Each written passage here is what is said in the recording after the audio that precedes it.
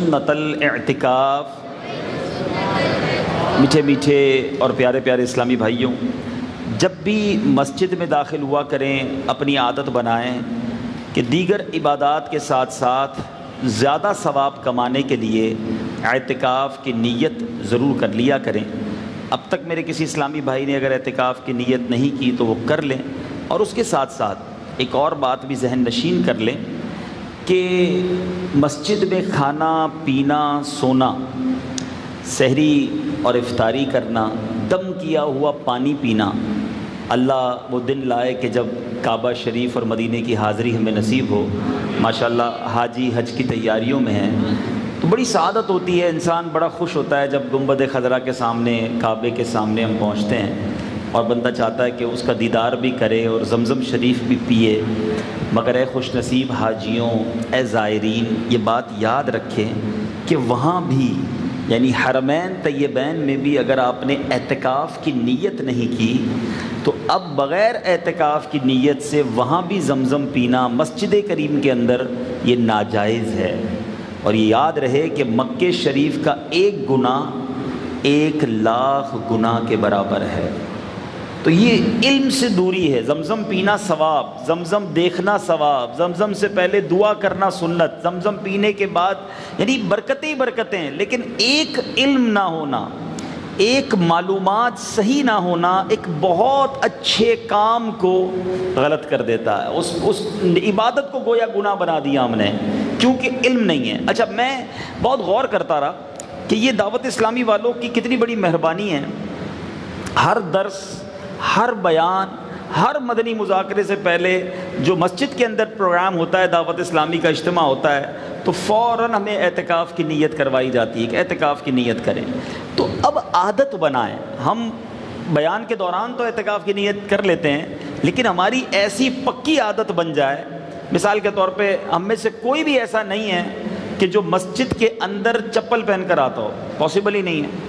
ایک ایسی پکی عادت ہے کہ جیسے ہی مسجد قریب آئے گی آٹومیٹکلی ہمارے چپل اترنا شروع ہو جائیں گے، ہمیں یاد نہیں کرنا پڑے گا، خود بخود ہاتھ چپل کی طرف جائے گا، شوز اتاریں گے اور مسجد میں آئیں گے۔ بالکل ایسی عادت بنائیں کہ شوز اترتے ہی جیسے ہی مسجد میں داخل ہو جاؤں، مسجد میں پہلے سیدھا قدم داخل کریں اور داخل ہوتے ہی اعتکاف کی نیت کر لیں، تو انشاءاللہ آپ کا ثواب کا میٹر شروع ہو جائے گا۔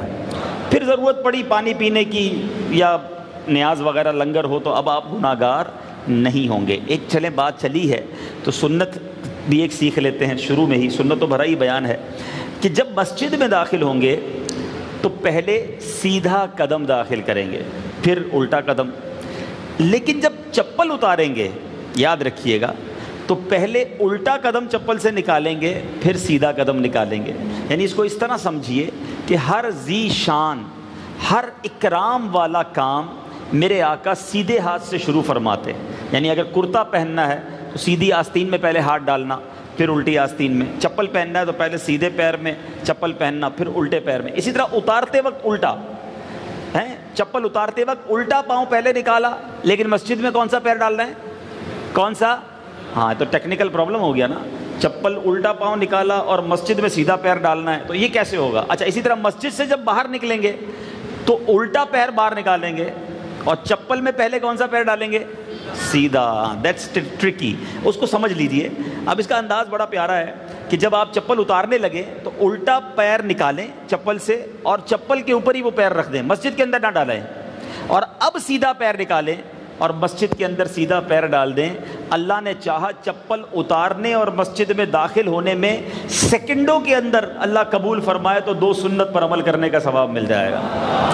کتنا آسان! ایسا نہیں ہے جو الٹا چپل پہلے نکالے گا، پیر باہر نکالے گا، پھر سیدھا نکالے گا تو اس کو 10 منٹ زیادہ لگیں گے۔ بالکل کوئی فرق نہیں پڑے گا، سیدھا نکالیں یا الٹا نکالیں، سیدھا پیر مسجد میں رکھیں یا الٹا پیر مسجد میں پہلے رکھیں، ٹائم اتنا ہی لگنا ہے۔ تھوڑی سی توجہ، تھوڑی سی نیت، آقا کی ادا یاد آ جائے، مسجد میں داخل ہوتے ہوتے 2 سنتوں کا ثواب کما لیں۔ مسجد سے نکلتے وقت بالکل اسی طرح الٹا پیر پہلے نکالوں یا سیدھا نکالوں، توجہ نہیں ہے تو کوئی ثواب نہیں ہے، کوئی ٹائم نہیں ہے۔ لیکن اگر دھیان سے کہ الٹا پیر مسجد سے باہر نکالوں، سنت ادا ہو جائے، اب وہی الٹا پیر چپل کے اوپر رکھ لوں، پہنوں نہیں، اب سیدھا پیر باہر نکال کر اسی کو چپل میں ڈال دیں تو انشاءاللہ مسجد سے نکلتے نکلتے اور چپل پہنتے پہنتے 2 سنتوں کا مزید ثواب مل جائے گا۔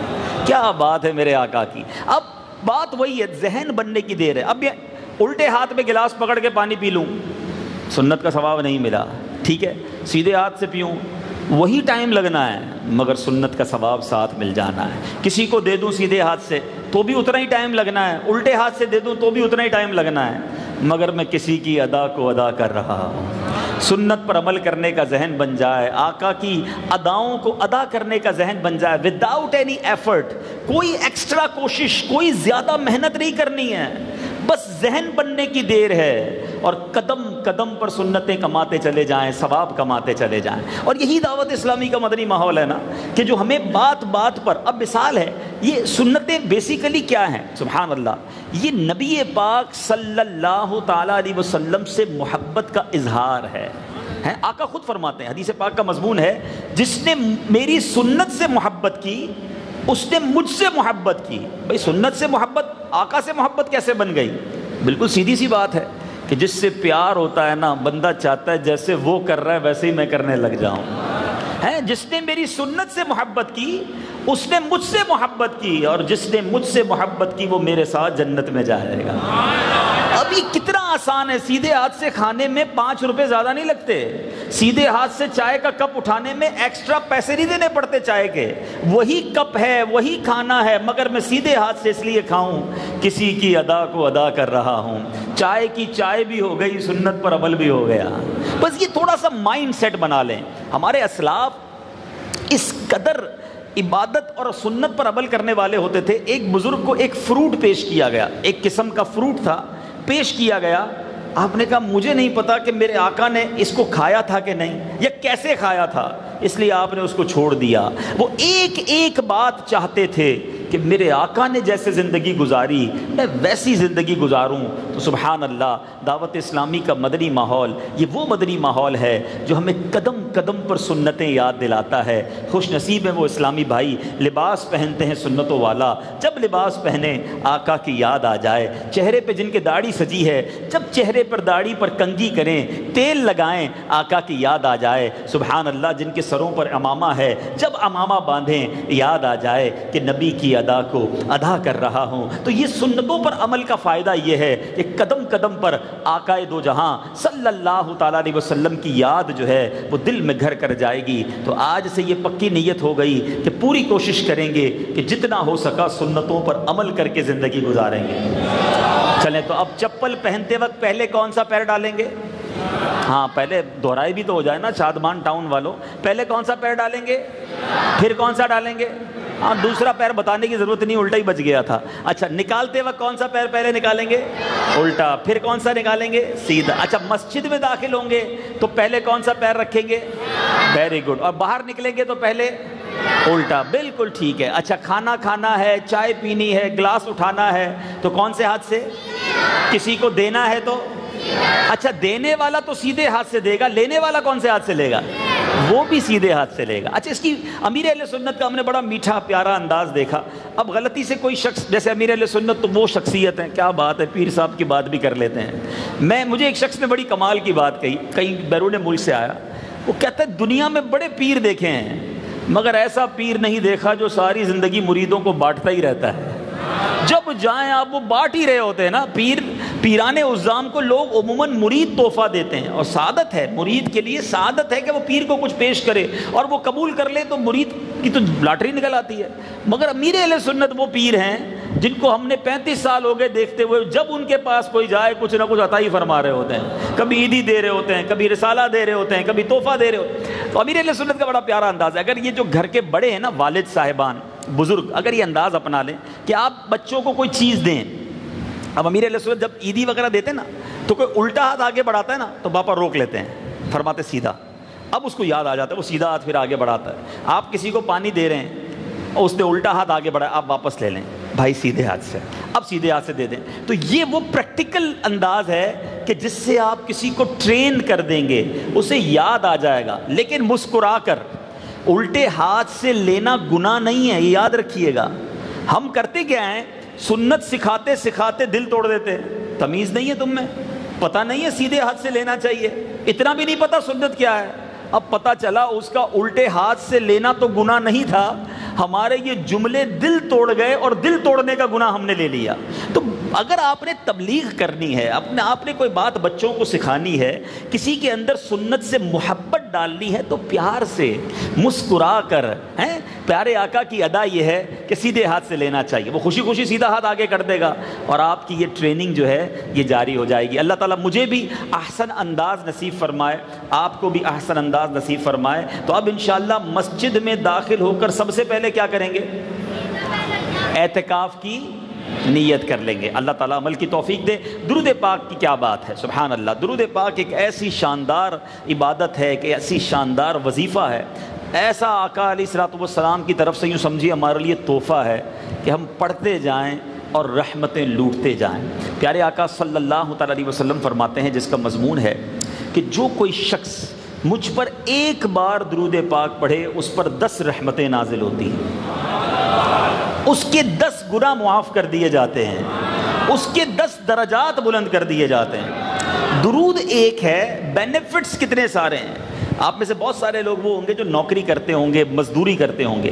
دنیا کا دستور یہ ہے کہ جتنا کام مشکل ہوتا ہے اتنا نفع زیادہ ہوتا ہے۔ آپ زیادہ محنت کریں، زیادہ گھنٹے کام کریں، زیادہ پیسے بچتے ہیں۔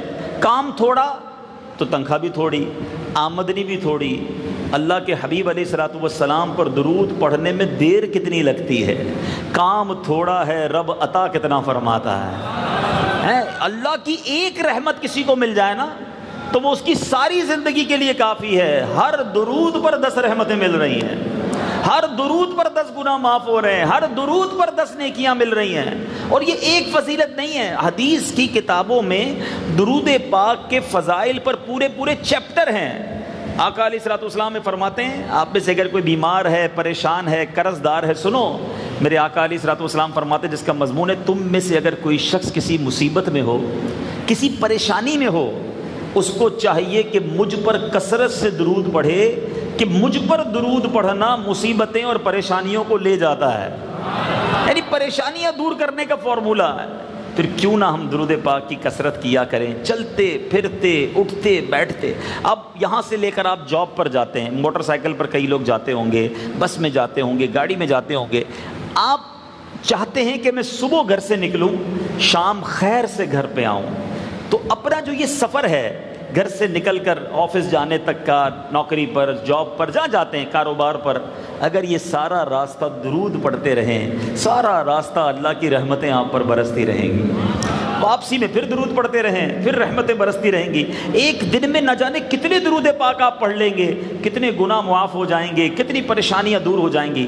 تو نیت کرتے ہیں روزانہ کثرت سے درود پاک پڑھیں گے انشاءاللہ۔ اللہ تعالیٰ مجھے بھی عمل کی توفیق دے، آپ کو بھی نصیب فرمائے۔ محبت کے ساتھ ایک بار درود پاک پڑھ لیں، صلو علی الحبیب صلی اللہ تعالی علی محمد صلی اللہ علیہ وسلم۔ آج جس موضوع پر میں نے بیان کرنا ہے، یہ تو ضمناً اعتکاف کی فضیلت سے ہم سنت کی طرف چلے گئے اور درود پاک کی فضیلت بھی سنی۔ ٹاپک بڑا یونیک ہے، بڑا انوکھا ہے، اور موضوع یہ ہے کہ ہمارا دنیا کا دستور ہوتا ہے کہ جو دشمن ہوتا ہے نا اس کے بارے میں معلومات رکھی جاتی ہے۔ ملکوں کے دشمن ہوتے ہیں، 2 ملکوں کی لڑائیاں ہوتی ہیں، تو سامنے والی فوج کے پاس کون سے ہتھیار ہیں، اس کا طریقہ کیا ہے، وہ کدھر کدھر سے حملہ کر سکتا ہے۔ جب یہ پتہ ہوتا ہے تو پھر اپنے ملک کی جو فوج ہوتی ہے اس کا ڈیفنس کر سکتی ہے کہ بھائی ادھر سے حملہ ہوگا تو ہم یہ رپلائی دیں گے، ان کے پاس بحری فوج ہے تو ہماری بحری فوج ہے، ہماری بری فوج ہے، ہماری فضائیہ ہے۔ ہر دشمن کا مقابلہ کرنے کے لیے دشمن کی معلومات ہونا ضروری ہے۔ اب سوال یہ ہے، مسلمانوں کا سب سے بڑا دشمن کون ہے؟ بیسٹ، جو سب سے بگیسٹ دشمن ہے، قرآن کہتا ہے اِنَّهُ لَكُمْ عَدُوٌّ مُبِينٌ، بے شک شیطان تمہارا کھلا دشمن ہے۔ مگر شیطان کے چال کیا ہیں، شیطان کے طریقے کیا ہیں، اس کے پاس کون کون سے جال ہیں، وہ کر کیا کیا سکتا ہے ہمارے بارے میں ہم میں سے شاید بہت سو کو نہیں پتا۔ ہمیں تو پتہ ہی نہیں شیطان کے پاس کتنی طاقتیں ہیں۔ ایک نعرہ ضرور لگاتے ہیں، دعوت اسلامی میں لگتا ہے، شیطان کے خلاف جنگ، جنگ جاری رہے گی کا نعرہ تو ہے، مگر جنگ لڑنی کیسے یہ بہت سو کو نہیں پتا۔ تو آج کچھ بات کرتے ہیں ہمارے اس خطرناک دشمن کی، اور اس لیے یہ موضوع چننے کی کوشش کی۔ رمضان میں یہ بند تھا، کیسے سیدھے ہو گئے تھے سارے، مسجد آباد، نماز پڑھ رہے ہیں، روزے رکھ رہے ہیں، ماشاءاللہ عبادتوں کا ذوق ہے۔ یہ بند تھا، مسلمان اللہ کے ساتھ گویا کنیکٹ ہو گئے، رحمان عز و جل کے بندے نظر آ رہے تھے۔ جیسے ہی یہ آزاد ہوا، وہی مسجد جس میں جگہ مشکل سے ملتی تھی، اب نمازی مشکل سے مل رہا ہے۔ انتظار کرتے ہوں گے امام صاحب، مؤذن صاحب فجر کی نماز میں کہ کدھر گئے وہ نمازی جو فجر میں نظر آتے تھے۔ سوچئے نا، کیا ہم صرف رمضان کے لیے مسلمان تھے؟ یہ مردود، یہ لعین، یہ شیطان، یہ ابلیس، اس کے اتنے خطرناک وار ہیں کہ یہ اللہ کے بندوں کو اللہ سے دور کر دیتا ہے۔ شیطان مردود کیسے ہوا، ابتدا کیسے ہوئی؟ بڑا یونیک، بڑا انوکھا واقعہ ہے کہ حضرت آدم علیہ السلام کا جب جسم مبارک تیار کیا گیا تو فرشتوں نے یہ نئی صورت دیکھی نا، اس سے پہلے ایسی صورت دیکھی نہیں تھی، تو ان کو بڑا تعجب ہوا، اور آپ کی خوبصورتی دیکھ کر خوش بھی ہوئے کہ یہ بڑا نیا سا جسم ہے، ایک نئی چیز بننے جا رہی ہے۔ مگر شیطان نے جب ادھر دیکھا تو برا بھلا کہا کہ یہ کیوں پیدا کیا گیا؟ پھر فرشتوں سے کہنے لگا کہ اگر خدا نے اس کو تم پر ترجیح دی، پریورٹی دی، آگے بڑھا دیا، تو تم کیا کرو گے؟ تو فرشتوں نے کہا کہ ہم تو اپنے رب کا حکم مانیں گے۔ تو شیطان نے اپنے جی میں کہا کہ اگر خدا نے مجھ پر اس کو ترجیح دی تو میں اللہ کا حکم نہیں مانوں گا۔ اسٹارٹ ہی نافرمانی سے کی، بلکہ اسے ہلاک کر دوں گا۔ پھر شیطان نے حضرت آدم علیہ السلام کے جسم پر تھوک دیا۔ ابھی مٹی کا پتلا بنا تھا اور شیطان نے تھوک دیا، اور وہ تھوک جو ہے حضرت آدم علیہ السلام کی ناف کی جگہ پر پڑا۔ شاید یہ بہت سارے ناظرین کے لیے پہلی بار ہوگا، یہ ہمارے پراپر اسٹریٹ جسم میں ایک جگہ پر آ کر جو ناف کا سوراخ ہے نا، یہ کیوں ہے؟ سنو، اس جگہ پر تھوک شیطان کا پڑا تو حضرت جبرائیل کو اللہ نے حکم دیا کہ اس جگہ کی مٹی نکال دو۔ تو یہ جو اسپیس ہے، یہ جو جگہ ہے، یہ شیطان کے تھوک کی بنا پر اس جگہ سے مٹی نکال دی گئی۔ اچھا، اب کیا ہوا؟ اس مٹی کا کیا ہوا؟ ون آف دا امیزنگ بات، اور یہ تفاسیر قرآن میں لکھا ہے، میں جو آپ کو بتا رہا ہوں یہ تفسیر روح البیان سے بیان کر کے بتا رہا ہوں۔ اس مٹی سے ایک اور چیز بنائی گئی، اور وہ ہے کتا۔ کتا جو ہے وہ اس مٹی سے بنا ہے جس مٹی میں شیطان کا تھوک شامل ہے۔ اللہ اکبر۔ اب کتے میں 3 خصلتیں ہوتی ہیں، آدمی سے انسیت رکھتا ہے، اٹیچمنٹ رکھتا ہے۔ تمام جانوروں میں سب سے زیادہ انسان کے قریب جو ہے وہ کتا ہوتا ہے، ٹھیک ہے، لیکن ساری رات جاگتا بھی ہے۔ اور تیسری خصلت یہ ہے کہ یہ بندے کو کاٹ بھی لیتا ہے، محبت بھی کرتا ہے، قریب بھی رہتا ہے، کاٹ بھی لیتا ہے۔ اللہ اکبر۔ دیکھو علماء کتنی شاندار بات اور کیسی تحقیق کے بعد بیان کرتے ہیں۔ تفسیر روح البیان میں ہے کہ آدمی سے محبت اس لیے ہے، آدمی سے انس اور قربت کتے کو اس لیے ہوتی ہے کہ یہ حضرت آدم علیہ السلام کی مٹی سے بنا ہے۔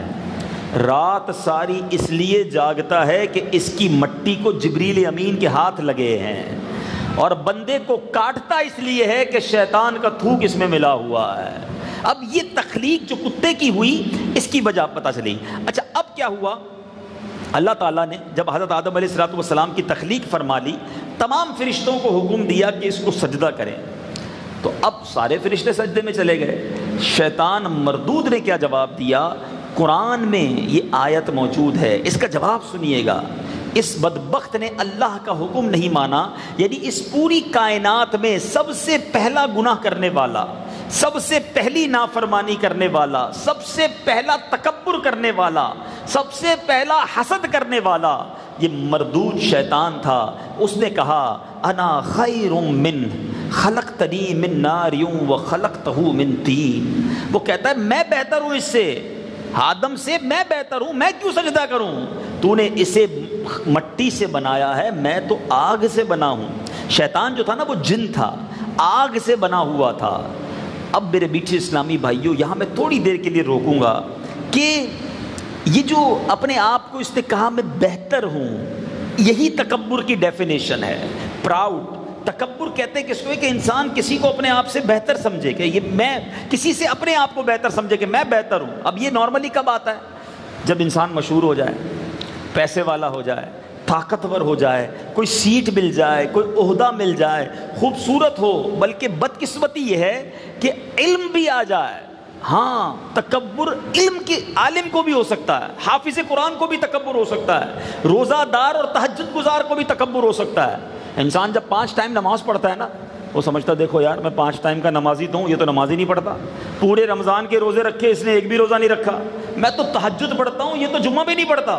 یہ جو کمپیریزن ہے نا کہ میں بہتر ہوں، شیطان نے ایک بار کہا تھا انا خیر من، واٹ از دا ڈیفینیشن؟ اس کا مطلب کیا ہے؟ میں اس سے بہتر ہوں۔ ساری عبادتیں، ساری ریاضتیں، شیطان پہلے سے مردود نہیں تھا، فرشتوں کا استاد تھا، معلم الملکوت کہا جاتا تھا، جنت کا خزانچی تھا، مگر وہ برباد ہو گیا ایک بار تکبر کر کے۔ آج وہ شخص سوچے جو روز تکبر کرتا ہے، وہ اس کا بنے گا کیا؟ کہ جو روز پراؤڈ کرتا ہے کہ میں بہتر ہوں، بھائی میرا خاندان بڑا ہے، میں فلاں زبان بولنے والا ہوں، ان کی تو زبان یہ ہے، یہ تو فلاں قوم سے تعلق رکھتے ہیں، یہ تو پیسے ہی نہیں ہے ان کے پاس، غریب جھونپڑی میں رہنے والے، میں پیسے والا، میں طاقتور، میں سیٹ والا، میں خوبصورت، یہ کالا، یہ جناب اس کا چہرہ اچھا نہیں ہے۔ جس جگہ پر وہ لوگ جو یہ سوچتے ہیں کہ میں بہتر ہوں، میری اسلامی بہنیں بعد میں یہ بیان جب مدنی چینل پر سنیں، اگر کوئی بیچاری ہمارے رشتہ داروں میں، ہمارے قریب پڑوس میں کوئی ایسی خاتون ہے، کوئی ایسی ہماری بہن ہے جس کا رنگ سانولا ہے، جو خوبصورت نہیں ہے، تو جس کو اللہ نے خوبصورتی دی ہے، وہ تو سجدہ شکر ادا کرے کہ مولا تو نے مجھے بہتر بنایا، یہ تیری مہربانی۔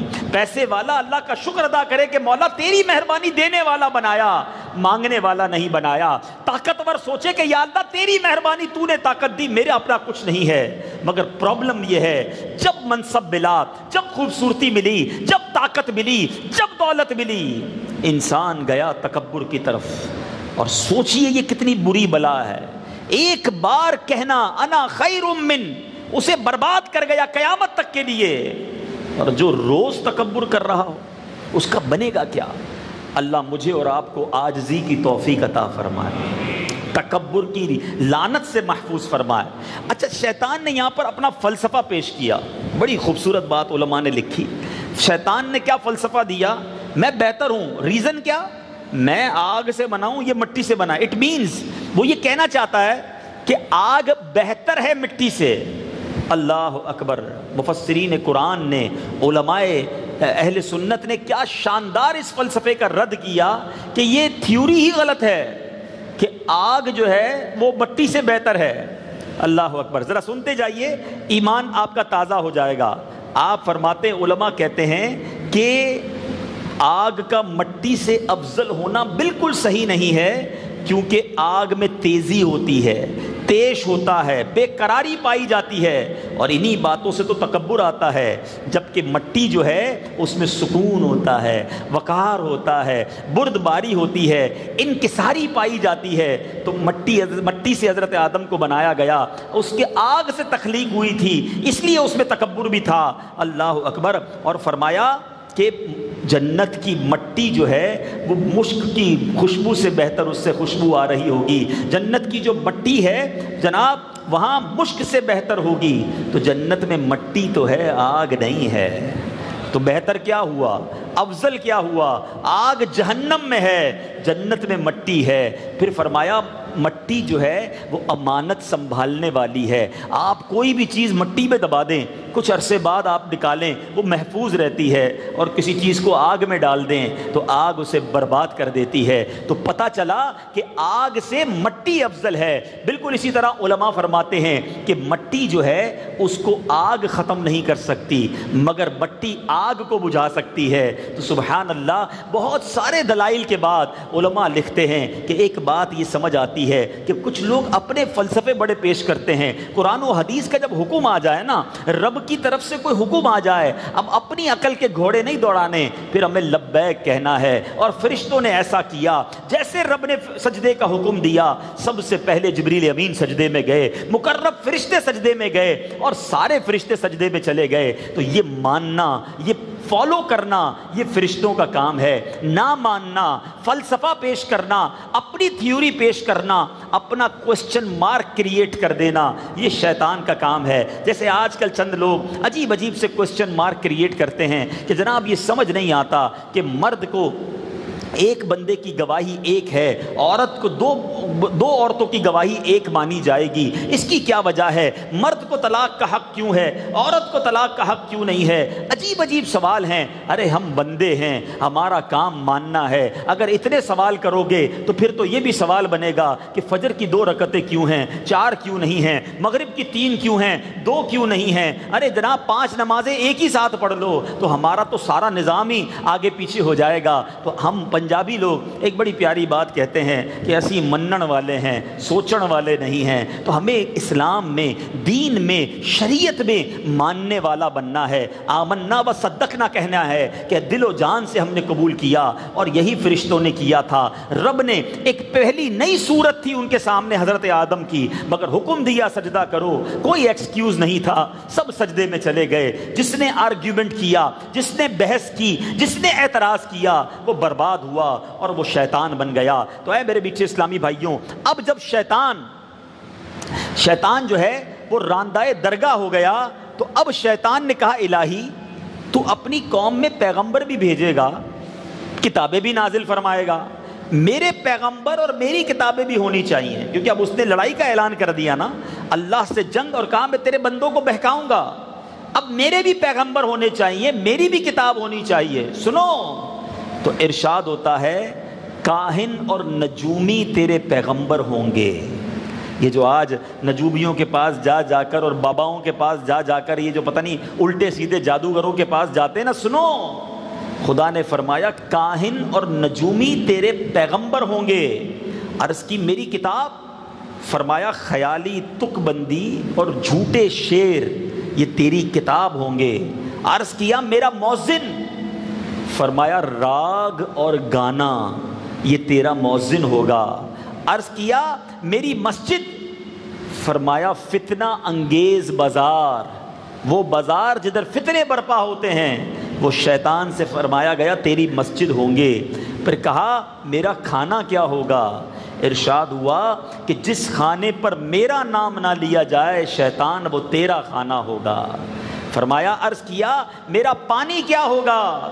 فرمایا نشیلی چیزیں۔ اے شرابیں پینے والوں، اے ایسے مشروب پینے والوں جن سے نشہ آتا ہے، سنو یہ شیطان کا پانی ہے۔ عرض کیا کہ میرے جال کیا ہوں گے؟ فرمایا عورتیں تیرا جال ہوں گی۔ سوچئے میرے بیچے اسلامی بھائی، ایک طرف شیطان ہمارا کھلا دشمن ہے۔ آج میں آپ کو شیطان کے وار، اس کے پاس کون کون سے بم ہیں، کون کون سے تیر ہیں، کیسے اٹیک کر سکتا ہے مجھ پر اور آپ پر، وہ بتانا چاہ رہا ہوں۔ اس کو بچائیے اپنے آپ کو۔ وہ لوگ جو گانے سنتے ہیں یہ شیطان کی اذان ہے، وہ لوگ جو بازاروں میں جھوٹ بولتے ہیں، بازار میں دھوکہ دیتے ہیں، ملاوٹ کرتے ہیں، یہ گویا شیطان کی مسجد ہے۔ آپ نے سنا کہ شیطان کا جال کیا ہے؟ عورتیں، وہ بے پردہ، وہ عورتیں جو معاذ اللہ جن کے ساتھ آج دوستیاں لگائی جاتی ہیں۔ آج کا نوجوان رات بھر ٹیلی فون پر بات کرنے کے لیے تیار ہے۔ انٹرنیٹ نے ہم سب کی گویا مت مار کر رکھ دی ہے۔ ارے وہ لوگ جو ساری زندگی فلمیں ڈرامے نہیں دیکھتے تھے، آج اس مردود انٹرنیٹ نے، حالانکہ اس کو چاہیے تو یہ تھا اچھے طریقے سے اچھے کام میں استعمال کرتے۔ دیکھیں نا اس وقت بھی ہمارا یہ بیان انٹرنیٹ کے ذریعے دنیا میں نہ جانے کہاں کہاں لوگ دیکھ رہے ہیں، ایک تو یہ بھی استعمال ہے۔ مگر آج مسجد سے نکلنے کے بعد میں مثال دیتا ہوں، 1 گھنٹہ 1.5 گھنٹہ ہو سکتا ہے 2 گھنٹے آپ کو اللہ کے گھر میں ہو گئے ہیں، تلاوت بھی سنی، نعتیں بھی سنی، بیان بھی سن رہے ہیں، اب دعا میں بھی شرکت کریں گے، لیکن جیسے ہی باہر نکلتے ہیں پہلا کام اپنا موبائل نکالنا ہے۔ موبائل نکال کر اب اپنے جناب سارے واٹس ایپ چیک کرنے ہیں۔ یہ تمیز تو ہے نہیں کس گروپ میں رہنا تھا، کس میں نہیں رہنا تھا، جس کو جو بھیجنا ہے مجھے بھیج دے، میں سب دیکھنے کے لیے تیار ہوں۔ ارے 2 گھنٹے اللہ کے گھر میں اللہ اور اس کے رسول کا ذکر کیا، باہر جاتے ہی تم نے انٹرنیٹ پر جا کر بے پردہ عورت دیکھ لی، تم نے میوزک سن لیا،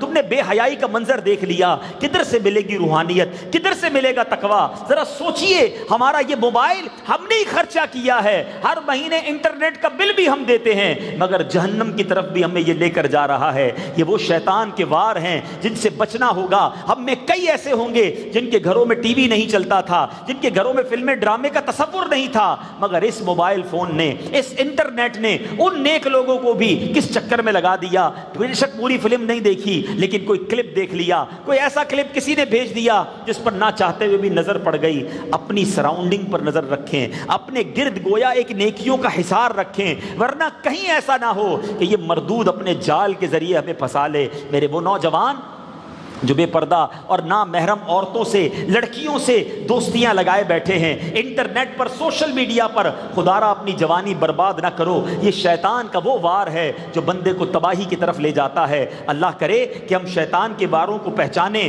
اور اپنے آپ کو بچانے میں کامیاب ہو جائیں، کیونکہ قرآن نے ہمیں بتا دیا کہ یہ تمہارا کھلا دشمن ہے۔ ایک بار نبی پاک علیہ الصلوۃ والسلام، ایک بار حضرت موسیٰ علیہ الصلوۃ والسلام کے پاس شیطان آیا تو آپ نے اس سے دریافت کیا، بھلا یہ تو بتا تیرا ایسا کون سا طریقہ ہے، کون سا کام ہے جس کو کر کے تو انسان پر غالب آ جاتا ہے؟ تو شیطان نے کہا، اے موسیٰ میں آپ کو 3 ایسی باتیں بتاتا ہوں جن سے آپ ڈرتے رہنا۔ اب سنو، وہ 3 باتیں کیا ہیں؟ کہتا ہے کبھی کسی نامحرم عورت کے ساتھ تنہائی میں نہ بیٹھنا، آپ 2 کے سوا کوئی تیسرا نہ ہو، ایسا نہیں کرنا۔ کیوں؟ کیونکہ جب کوئی شخص تنہائی میں غیر محرم عورتوں کے ساتھ بیٹھا ہوتا ہے تو تیسرا میں ہوتا ہوں۔ شیطان کہتا ہے تیسرا میں ہوتا ہوں، اب دونوں کے دل میں برائی کا خیال ڈالتا ہوں اور اس بندے کو عورت کے فتنے میں مبتلا کر دیتا ہوں۔ مگر آج نہیں جناب، ہم تو فرینڈز ہیں، ہم ساتھ جاب کرتے ہیں، ہم تو پڑھتے ساتھ ہیں، میری کزن ہے، ارے ہم تو بھائی ہیں، منہ بولے بھائی بہن بن کے گھوم رہے ہوتے ہیں۔ خدا کا خوف کرو، کہیں ایسا نہ ہو یہ بربادی، اللہ کی ناراضی اور اپنے اندر ہم کوئی بڑی برائی میں گرفتار ہو جائیں۔ لوگ کہتے ہیں ہم غلط کام تو نہیں کرتے، یاد رکھیے آنکھوں کی بدکاری حرام دیکھنا ہے، کانوں کی بدکاری حرام سننا ہے۔ آج غلط دیکھنا، غلط سننا، غلط بولنا کتنا عام ہو گیا۔ اب شیطان کہتا ہے دوسری بات، کہتا ہے کہ جب کوئی اللہ سے وعدہ کرے تو اس کو پورا کر لے، کیونکہ جب کوئی اللہ سے وعدہ کرتا ہے تو میں اس کا ہمراہی ہو جاتا ہوں۔ کوشش کرتا ہوں جو اللہ سے وعدہ کیا ہے نا، توبہ کرتے ہیں نا، یا اللہ بس پکا وعدہ، اب نماز نہیں چھوڑوں گا، اب میں جناب زکوٰۃ پوری دوں گا، اب میں فلاں حرام کام نہیں کروں گا۔ کسی سے وعدہ کرتا ہے اللہ کی قسم تمہارا یہ کام کر دوں گا، اب جب پورا نہیں کرتا شیطان ساتھ شامل ہو کر اسے ڈیلے کروا دیتا ہے۔ کتنی بار توبہ کی ہم نے، کتنی بار نماز کی نیت کی، کیوں نہیں پڑھ پائے؟ کیونکہ شیطان اس میں بیچ میں آتا ہے، وہ کہتا ہے جب وعدہ کرو پورا کر لیا کرو، ڈیلے کرو گے میں بیچ میں آ کر اور تمہیں دور کر دوں گا۔ اور تیسری کمال کی بات سیکھنے کو ملی کہ وہ کہتا ہے کہ جب صدقہ نکالا کرو، صدقے کی نیت کرو، فوراً جاری کر دو، ذرا سا ڈیلے کرو گے، تاخیر کرو گے، میں اس کے اور صدقے کے درمیان آ جاتا ہوں۔ ایسا بھی کئی بار ہوا، ابھی رمضان ہی گزرا ہے، ہو سکتا ہے بہت سو نے نیت کی ہو فلاں مسجد میں اتنے پیسے دوں گا، دعوت اسلامی والوں کو اتنا چندہ دوں گا، اتنی زکوٰۃ دوں گا، نیت تو کر لی، اب کب دوں گا؟ بس جیسے ہی ہاتھ کھلا ہوگا دوں گا، اس کو ڈیلے کیا۔ اب شیطان بیچ میں آیا کہ نہیں جناب ابھی تو تیرے کام رکے ہوئے ہیں، ابھی تو تیرے مسئلے حل نہیں ہوئے، فلاں کام کر لے پھر دے دینا، یہ والی شپمنٹ، یہ والا آرڈر پورا ہو جائے پھر مسجد میں پیسے دے دینا۔ اور جناب وہ صدقہ ڈیلے ہوتا گیا، وہ جو ثواب ملنا تھا وہ دور ہو گیا۔ ارے نیکی کریں، نیت کریں، فوراً پوری کر دیں تاکہ شیطان کو ورغلانے کا چانس نہ ملے۔ تو یہ 3 باتیں، ایک اور انداز اس کا سیکھنے کو ملا کہ یہ کیسے حملہ آور ہوتا ہے اور کیسے ہمیں اللہ سے اور نیکیوں سے دور کرتا ہے۔ اے میرے میٹھے اسلامی بھائیوں، اتنا مردود ہے، اتنا خطرناک ہے کہ ایک بار نبی پاک علیہ الصلوۃ والسلام نے دیکھا، میرے آقا سے شیطان کی ملاقات ہوئی تو آقا نے دیکھا کہ شیطان مسجد کے دروازے پر کھڑا ہے۔ پیارے آقا نے فرمایا تم یہاں کیوں آئے ہو؟ تو کہتا ہے خدا کے حکم سے آیا ہوں کہ آپ جو پوچھیں گے میں اس کا جواب دوں گا۔ تو پیارے آقا علیہ الصلوۃ والسلام نے فرمایا یہ بتاؤ تم میری امت کو نماز با جماعت سے کیوں روکتے ہو؟ ہیں آج جماعت پہ کتنے کم لوگ آتے ہیں، مسجد رمضان میں فل، اب خالی۔ میرے آقا فرماتے بتاؤ میری امت کو جماعت سے کیوں روکتے ہو؟ شیطان کہتا ہے یا محمد صلی اللہ تعالیٰ علیہ وسلم، آپ کی امت جب نماز پڑھنے نکلتی ہے تو مجھے سخت بخار ہو جاتا ہے، اور جب تک وہ نماز سے فارغ نہیں ہوتی میں بخار میں مبتلا رہتا ہوں۔ مبارک ہو ان نمازیوں کو جو روز شیطان کو بخار میں مبتلا کرتے ہیں، لیکن کئی ایسے بد نصیب ہیں جن کو نماز کے لیے بلاؤ تو انہیں بخار آ جاتا ہے۔ بس یار آج طبیعت ٹھیک نہیں ہے، کل آ جائیں گا، آج سر میں درد ہو رہا ہے، بس کل سے پڑھ لوں، آپ چلیں بس میں آ رہا ہوں پیچھے۔ سوچو یہ شیطان ہے جو تمہیں روک رہا ہے۔ بخار نماز کے نام پر شیطان کو آتا ہے، مومن کو نہیں۔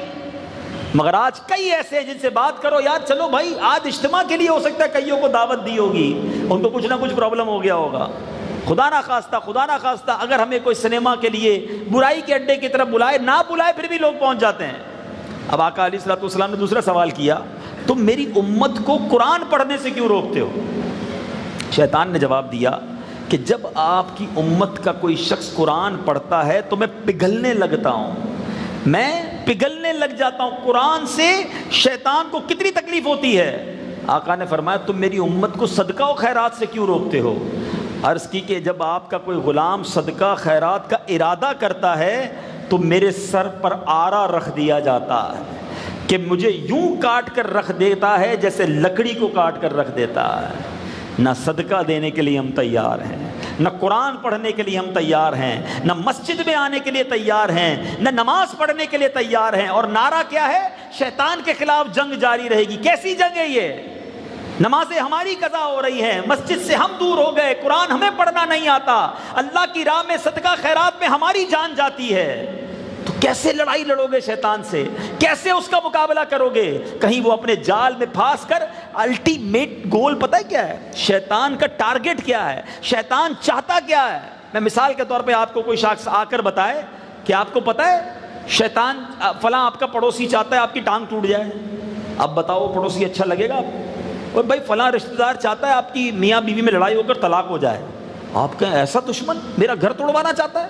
کوئی کہے فلاں چاہتا ہے آپ کے کاروبار میں آگ لگ جائے، آپ کی فیکٹری دکان میں آگ لگ جائے، روز دعائیں کرتا ہے، آپ کہیں یار میں تو اس سے منہ نہیں دیکھوں گا۔ حالانکہ کسی کی سن کر فیصلہ نہیں کرنا چاہیے، چغل خور ہوتے ہیں، میں سمجھانے کے لیے کہ اگر کسی دشمن کے بارے میں پتہ چل جائے کہ وہ میرے بارے میں اتنا برا چاہتا ہے تو میرا کتنا خطرناک ریئیکٹ ہوگا۔ شیطان پتہ ہے کیا چاہتا ہے ہم سب سے؟ کہ ہم غیر مسلم ہو کر دنیا سے جائیں، ہمارا ایمان چھیننا چاہتا ہے، یہ اس کا ٹارگٹ ہے۔ مگر کون ہے جو شیطان سے مقابلے کے لیے تیار ہے؟ کس کو فکر ہے؟ اور وہ کیسے اپنے ٹارگٹ کو حاصل کرتا ہے؟ پہلے کوشش کرتا ہے بندے کو بڑے گناہ میں مبتلا کر دے، شراب پلا دے، جوا کھلا دے، بدکاری کروائے، چوری کروائے، قتل کروائے، ڈاکہ ڈلوائے۔ اچھا جب وہ دیکھتا ہے نا یار یہ بندہ بڑا نیک ہے، یہ شراب نہیں پیے گا، یہ بدکاری نہیں کرے گا، یہ چوری نہیں کرے گا، یہ مسلمان کا قتل نہیں کرے گا، اب کیا کرتا ہے؟ اب نمازی تو بن گیا ہے لیکن اس سے غیبت کرواتا ہے۔ غیبت کو کوئی گناہ سمجھتا ہی نہیں، دل آزاری کرواتا ہے۔ ایسے کئی لوگ ہیں جو مسجد میں نماز پڑھنے آتے ہیں اور کسی کا دل توڑ کے جاتے ہیں۔ میں بزرگوں سے عرض کروں گا، میرے بڑے ہیں، میں ہاتھ جوڑ کر کہ ہم سب کو، بزرگوں کو بھی، ہم سب کو بھی زبان نرم کرنی چاہیے۔ نماز کے لیے آ کر ڈانٹ رہے ہوتے ہیں، پیچھے ہو جاؤ، آگے ہو جاؤ، سمجھ نہیں پڑتی، مسجد کا ادب نہیں آتا۔ چیخ کر بات کرنے سے آپ کسی کا دل ہی توڑ سکتے ہیں نا۔ تو اب شیطان کیا کرتا ہے؟ نمازی کو نماز تو پڑھ رہا ہے نمازی، ساتھ اس کی زبان سے گناہ کروا رہا ہے۔ اچھا اب کیا کرتا ہے؟ اس کی گناہ تو نہیں کر پایا، اس کی نیکیاں کم کر دو، نقصان تو کرنا ہے نا۔ پہلے چار سنت غیر موقدہ بھی ہم پڑھتے تھے عشاء سے پہلے، پھر سمجھ آئی کہ یار سنت غیر موقدہ ہی ہے نا، نہیں پڑھیں گے تو کوئی گناہ نہیں، چلو مائنس ہو گئی۔ جناب وہ 2 نفل پڑھنے کی تو ضرورت نہیں ہے، پڑھ لیا تو بھی ٹھیک ہے، ورنہ گناہ تو نہیں ہے، نفل بھی ہمارے کم ہو گئے۔ آہستہ آہستہ کئیوں کی سنتیں ختم ہو گئی ہیں۔ لوگ کہتے ہیں سنت ہی ہے نا، وتر پڑھ لو بس، فرض پڑھ لو، ان کی سنتیں چھڑوا دی۔ یاد رکھیے جو نفل کا پابند ہے اس کی سنت مضبوط رہتی ہے، جو سنت کا پابند ہے اس کا واجب مضبوط رہتا ہے، جو واجب کا پابند رہتا ہے اس کا فرض مضبوط رہتا ہے، اور جو ایک چیز چھوڑتا ہے آگے جا کے دوسری چیز بھی چھوٹنے لگ جاتی ہے۔ مردود شیطان چاہتا ہے آپ کی نیکیاں کم ہو جائیں۔ اب کیا ہوا؟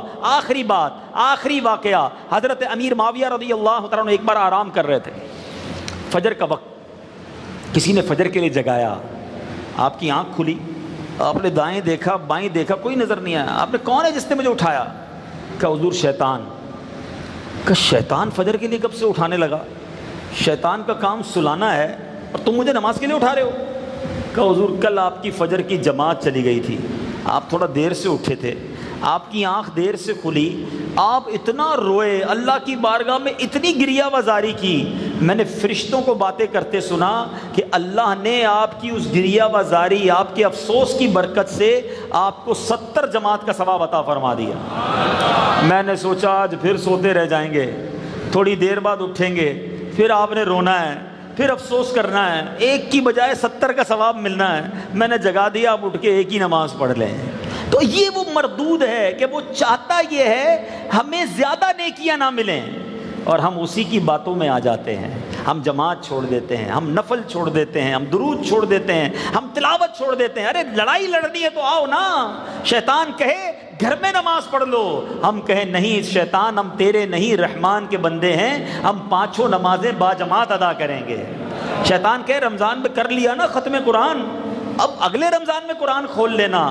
اس کو جواب جائے ہم تیرے بندے نہیں، تیری بات نہیں مانیں گے، ہم اللہ کے بندے ہیں، ہم روزانہ تلاوت قرآن کریں گے، ہم روزانہ درود پاک پڑھیں گے۔ آؤ اگر لڑائی کرنی ہے نا، اللہ سلامت رکھے امیر اہل سنت کو، ایسے ہی نعرہ نہیں لگایا کہ شیطان کے خلاف جنگ جاری رہے گی۔ میرے باپا وہ عظیم ہستی ہیں کہ نعرہ بھی لگاتے ہیں، کام بھی دیتے ہیں، ساتھ ہتھیار بھی دیتے ہیں۔ جنگ لڑنی ہے، ہتھیار کے بغیر کیسے لڑو گے؟ امیر اہل سنت نے 72 مدنی انعامات کی صورت میں وہ مدنی ہتھیار دیے ہیں۔ ادھر شیطان کا وسوسہ آئے درود نہیں پڑھنا، ادھر کھولو مدنی انعام، 313 بار درود پڑھوں گا۔ ادھر شیطان کہے قرآن نہیں پڑھنا، کھولو مدنی انعام، روزانہ 3 آیتیں پڑھوں گا، تلاوت کے ساتھ ترجمہ بھی پڑھوں گا، تفسیر بھی پڑھوں گا۔ شیطان کہے ارے جناب فرض نماز ایک چھوٹ گئی تو کیا ہوگا، کھولو مدنی انعام، کرو مقابلہ شیطان سے۔ فرض نماز تو ایک طرف، اشراق، چاشت، اوابین اور تہجد بھی ادا کروں گا۔ شیطان کہے ماں باپ کا ادب کرنے کی کیا ضرورت ہے،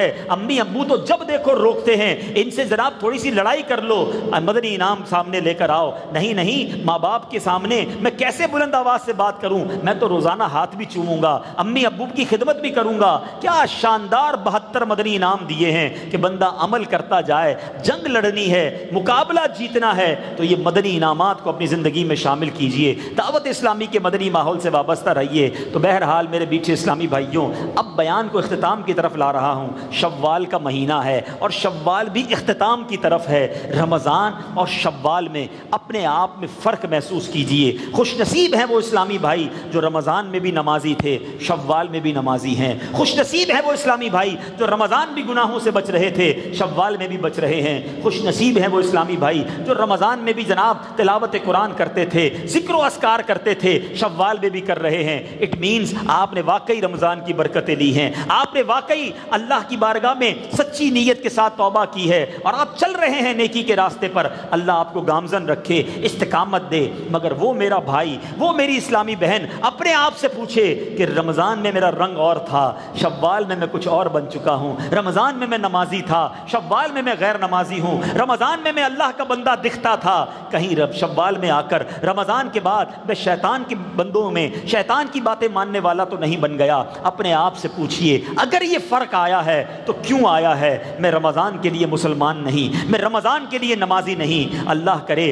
دل میں اتر جائے میری بات۔ اللہ بڑا کریم ہے، اگر واقعی ایسا ہو بھی گیا ہے کہ ہم رمضان کے بعد تبدیل ہو گئے ہیں، شیطان کے راستے پر چل پڑے ہیں، فلمیں، ڈرامے، گانے، باجے، بے حیائی، بہت بری باتیں ہو رہی ہیں، آج اللہ کے گھر میں بیٹھے ہو، اللہ بڑا کریم ہے، وہ معاف کرنے والا ہے۔ آؤ پھر اپنے رب سے وعدہ کر لو، آؤ پھر آج اپنے رب سے ناطہ جوڑ لو اور پکی سچی نیت کر لو کہ اے اللہ جو غلطی ہوئی معاف کر دے، آج کے بعد ہماری کوئی نماز قضا نہیں ہوگی۔ ایسا نہیں، ایسا نعرہ لگاؤ کہ شیطان ادھر سے دور بھاگ جائے، آج کے بعد ہماری کوئی نماز قضا نہیں ہوگی۔ اب فلمیں، ڈرامے نہیں دیکھیں گے، گانے باجے نہیں سنیں گے، انٹرنیٹ پر بھی برے مناظر نہیں دیکھیں گے، کسی نام محرم عورت لڑکی سے بات چیت دوستی بالکل نہیں کریں گے۔ آپ آؤ تو صحیح اللہ کی رحمت کی طرف، آپ آؤ تو صحیح عبادت کی طرف۔ یقین کریں ایک شخص نے کہا نا یار رات فلم دیکھتے ہیں تو بڑا سکون ملتا ہے، رات گانے سنتے ہیں تو سکون کی نیند آتی ہے۔ ارے اس بد نصیب کو کیا پتا کہ تہجد پڑھنے میں کیا برکت ہے، اسے کیا پتا رات نبی پاک کی یاد میں گزارنے کی کیا چاشنی ہے۔ مسئلہ یہ ہے جس نے گناہوں میں زندگی گزاری ہے اسے نیکیوں کی چاشنی اور نیکیوں کے نور کا نہیں پتا۔ جس کا دل یاد رسول میں تڑپتا ہو، جس کی آنکھیں مدینے کی یاد میں بہتی ہوں، اسے پھر دنیا کے نظاروں میں گم ہونا اچھا نہیں لگتا۔ اللہ کرے ہم سب کے دلوں کو سچی محبت پیارے آقا کی نصیب ہو جائے، اللہ کرے ہم سب کی آنکھوں کو مدینہ دیکھنے کی تڑپ نصیب ہو جائے، تو پھر انشاءاللہ یہ دنیا کے نظارے اٹریکٹ نہیں کریں گے۔ اللہ ہم سب کو عمل کرنے کی توفیق عطا فرمائے۔ ماشاءاللہ بڑا پیارا مجھے ایک پرچی ملی ہے اور بڑی موقع پر پرچی ملی ہے کہ ماشاءاللہ دعوت اسلامی کا ایک بڑا خوبصورت شعبہ ہے جس کا نام ہے جامعۃ المدینہ، جس میں درس نظامی کروایا جاتا ہے، عالم بنایا جاتا ہے۔ اللہ اکبر! عالم کی فضیلت پتہ ہے کیا ہے؟ دنیا میں بہت سارے پی ایچ ڈی، ہو سکتا ہے یہاں بھی بڑے بڑے گریجویٹ بیٹھے ہوں گے، ڈاکٹر ہوں گے، انجینئر ہوں گے، جتنی بڑی ڈگری ہو آپ کے پاس، اگر آپ نے شرعی تقاضوں کے مطابق حاصل کی ہے تو ٹھیک ہے، لیکن کوئی ایک حدیث، کوئی ایک روایت کسی اور ڈگری ہولڈر کے لیے نہیں بتا سکتا۔ اللہ کے حبیب علیہ الصلوۃ والسلام کی بے شمار احادیث علماء کے فضائل پر ہیں۔ اللہ کے حبیب علیہ الصلوۃ والسلام فرماتے ہیں، جس کا مضمون ہے قیامت کے دن شہیدوں کے خون کے مقابلے میں علماء کی سیاہی کو تولا جائے گا، جس سے وہ لکھتے ہیں نا، اور فرمایا علماء کی سیاہی جو ہے وہ شہیدوں کے خون پر غالب آ جائے گی۔ علماء وارث الانبیاء کہلائے۔ قیامت کے دن جب لوگ جنت میں جائیں گے نا، علماء کو روک لیا جائے گا، رکیے اور لوگوں کو بھی اپنے ساتھ جنت میں لے جائیے۔ خوش نصیب ہیں جو علماء ہیں، خوش نصیب ہیں جو طالب علم دین ہیں۔ میں تو ایک جملہ لوگ کہتے ہیں خاندان میں ایک ڈاکٹر ہونا چاہیے، سچی بات یہ خاندان میں ایک عالم دین ہونا چاہیے، خاندان میں اللہ کرے ایک مفتی ہو، ایک حافظ قرآن ہو جو ہماری مغفرت کا ذریعہ بنے۔ تو جامعۃ المدینہ کے داخلے جاری ہیں، 6 سال کا کورس ہے، اور ماشاءاللہ جامعۃ المدینہ احمد رضا قریب ہی ہے، ماشاءاللہ جامعۃ المدینہ احمد رضا، اس میں داخلے جاری ہیں۔ تو میری گزارش ہے اپنے بچوں کو، بلکہ جو نوجوان مجھے سن رہے ہیں، ایک آخری بات کر کے دیکھیں، زندگی تو سب کی گزرنی ہے، دنیا سے ہم سب نے جانا ہے، نوجوان بھی جا سکتا ہے، بڑھاپے میں جانا ہے، جب تک زندہ رہے، لیکن جس کی جوانی عبادت میں گزری نا، قیامت کے دن اللہ کے عرش کا سایہ، جس دن کوئی سایہ نہ ہوگا، جن خوش نصیبوں کو ملے گا 7 قسم کے لوگ ہیں، ان میں سے ایک وہ ہے وہ نوجوان جس کی جوانی عبادت میں گزری ہے۔ دعوت اسلامی میں کئی ایسے نوجوان ہیں ماشاءاللہ جن کی ساری جوانی ہے عبادت میں گزر رہی ہے، درس نظامی کر رہے ہیں، مدنی قافلوں میں سفر کر رہے ہیں، مدنی کام کر رہے ہیں، کتنے خوش نصیب ہیں نوجوان۔ اور وہ نوجوان جو جوانی میں اللہ کی نافرمانی کر رہا ہے، وہ غور کرے کہ میں اپنی جوانی کن کاموں میں گزار رہا ہوں، اور اللہ کی بارگاہ میں نوجوان کون مقبول ہے کہ جس کی جوانی عبادت میں گزرے۔ دیکھیں بڑھاپے میں جا کر عبادت کرنا کوئی بڑا کمال نہیں ہے، جب جوش مارتی ہے نفسانی خواہشات، جب دل چاہتا ہے گناہ کرنے کا، جب اعضاء میں طاقت ہوتی ہے، انسان کچھ کر گزرنا چاہتا ہے، مزہ یہ ہے اللہ کا فرما بردار بندہ اپنی ان خواہشات کو روکے کہ نہیں، اگر اللہ نے طاقت دی ہے، اللہ نے قوت دی ہے، تو یہ اللہ کی نافرمانی میں نہیں، رب کی فرما برداری میں انشاءاللہ خرچ کروں گا۔ مفتی اعظم ہند مصطفیٰ رضا خان صاحب نوری کمال کی بات لکھتے ہیں نا، فرماتے ہیں ریاضت کے یہی دن ہیں، بڑھاپے میں کہاں ہمت، ریاضت کے یہی دن ہیں، بڑھاپے میں کہاں ہمت، جو کچھ کرنا ہے اب کر لو، ابھی نوری جوان تم ہو۔ تو جوان ہے نا، وہ جوانی میں کوئی بڑا کام کریں، پوچھو بزرگوں سے، اب کہتے ہیں ہمت نہیں رہی جوانی میں۔ میں بھی مدینہ کراچی سے جو 1 ماہ کے لیے روانہ ہوگی اسلام آباد، تو یہ زندگی میں 1 مہینہ ایسا بھی تو ہونا چاہیے نا کہ اس مہینے میں فقط اللہ اور اس کے رسول کی باتیں ہوں، عبادت ہو، علم دین کا خزانہ لے کر آئیں گے۔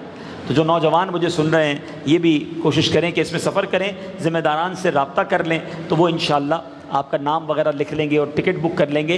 5 سالوں پہلے ہو سکتا ہے اس مسجد کو بنانے والے بہت سارے ابھی نہ ہوں دنیا میں، لیکن یہ اجتماع جو ہو رہا ہے نا، اس کا ثواب بھی ان کو قبر میں پہنچ رہا ہے۔ آج عشاء کی جماعت ہوئی نا، عشاء کی جماعت کا ثواب بھی انہیں پہنچا۔ مسجد تو فیکٹری ہے ثواب کی، یاد رکھنا، مسجد لگا دو نا، بنا دو، یہ فیکٹری ہے، یہ قیامت تک چلتی رہے گی۔ جن نے حصہ ملایا انشاءاللہ سجدے ہوتے رہیں گے، عبادت ہوتی رہے گی، ثواب ملتا رہے گا۔ تو جب بھی پتہ چلے کہ عاشقان رسول مسجد بنا رہے، کچھ نہ کچھ حصہ ضرور ملائیں کہ یار میری طرف سے بھی کچھ حصہ ہو جائے، تاکہ میں قیامت تک مجھے قبر میں ثواب کے تحفے ملتے رہیں۔ بلکہ جن کو اللہ نے نوازا ہے وہ پوری مسجد بنائیں، اپنے والدین کے لیے، اپنے محرومین کے لیے۔ آپ کی دعوت اسلامی سال میں کم و بیش 600 سے زیادہ مسجدیں بناتی ہے، تو دعوت اسلامی والوں کے ساتھ رابطہ کر کے مسجد بنائیں۔ تو ہماری ماشاءاللہ یہ جو کشمیر ہوٹل کے پاس نوری محمدی مسجد ہے، اس کی بھی امید ہے کہ اسلامی بھائی باہر ہوں گے، تو جاتے جاتے اس میں بھی تعاون کریں۔ اللہ تعالی ہم سب کو عمل کرنے کی توفیق عطا فرمائے، آمین بجاہ النبی الامین صلی اللہ تعالی علیہ وسلم۔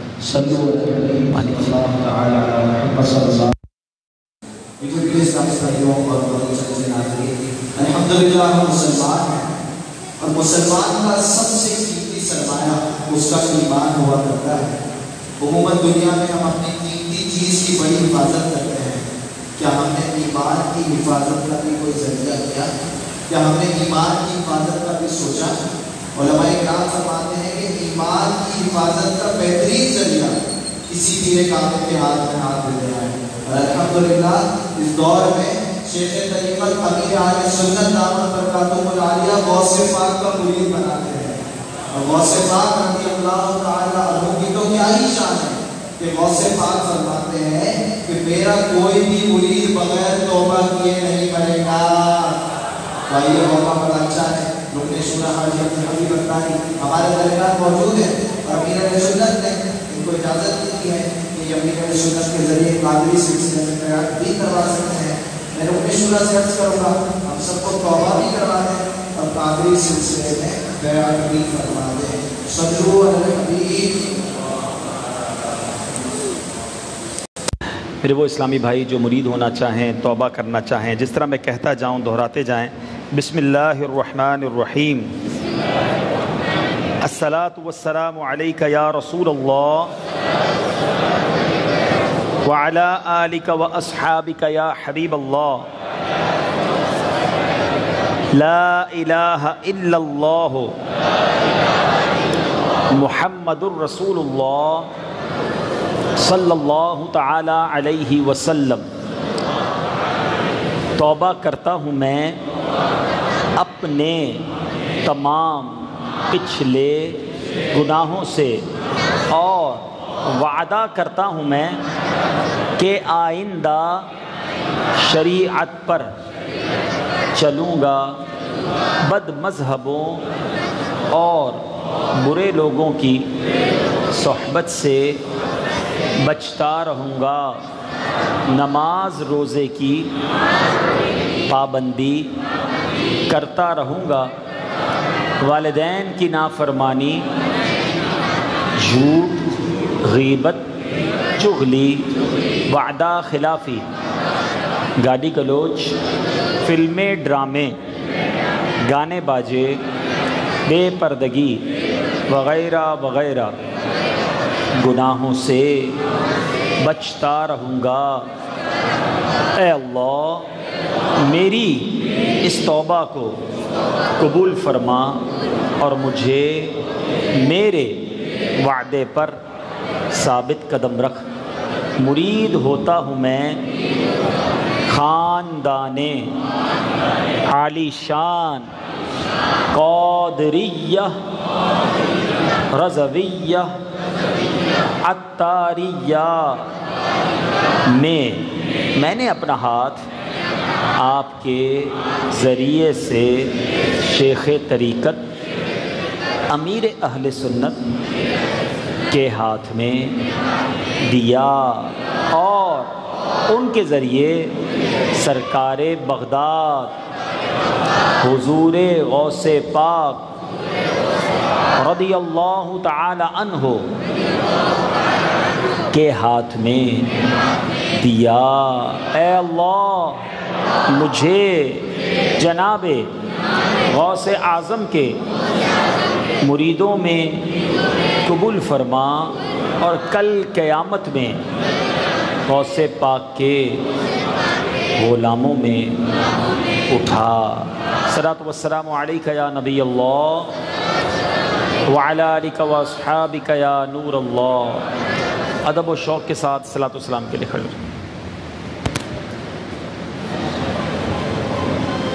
مصطفیٰ